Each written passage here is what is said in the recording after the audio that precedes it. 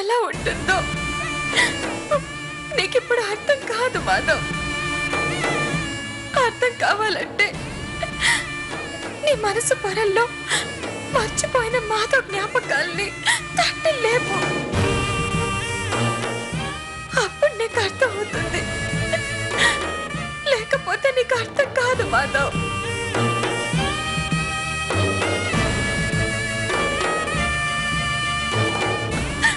నీకోసం ఎంత నరక యాతన అనుభవిస్తున్నానో నీకు అర్థం కాదు మాధవ్. మావయ్య గారు అత్తయ్య గారు ఎంత వెలవెల్లాడిపోయారో నీకు అర్థం కాదు.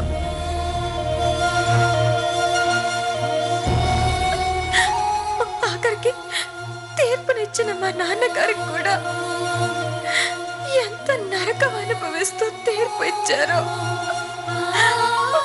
నీకు అర్థం కాదు మాధవ్. ఒక్కసారి మా ప్రేమల్ని బాధల్ని గుర్తు తెచ్చుకోవడానికి ప్రయత్నించు మాధవ్, ప్రయత్నించు. ఆ ప్రయత్నంలోనైనా నీ మనసులో కదలికలు మొదలై మేమందరం గుర్తొస్తాం. ప్రయత్నించు మాధవ్, ఒక్కసారి ప్రయత్నించు.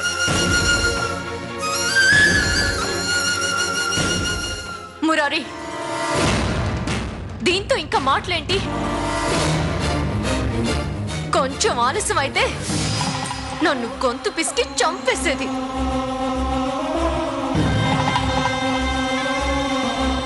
ఫోటో అయినా ఫోటో గాలికి పడిపోవడం కూడా నా తప్పేనా? అంత మాత్రాన నా ప్రాణాలు తీసేయాలా? గోపిక, మా రాధిక గురించి నాకు బాగా తెలుసు. నాకే గనక నీలాంటి కూతురుండుంటే పీక పిసికి చంపేసేదాన్ని.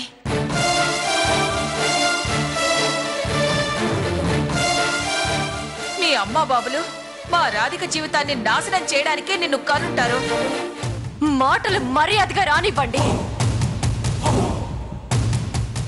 అయినా అసలు మీలాంటి వాళ్ళ కడుపున నేనెందుకు పుడతాను?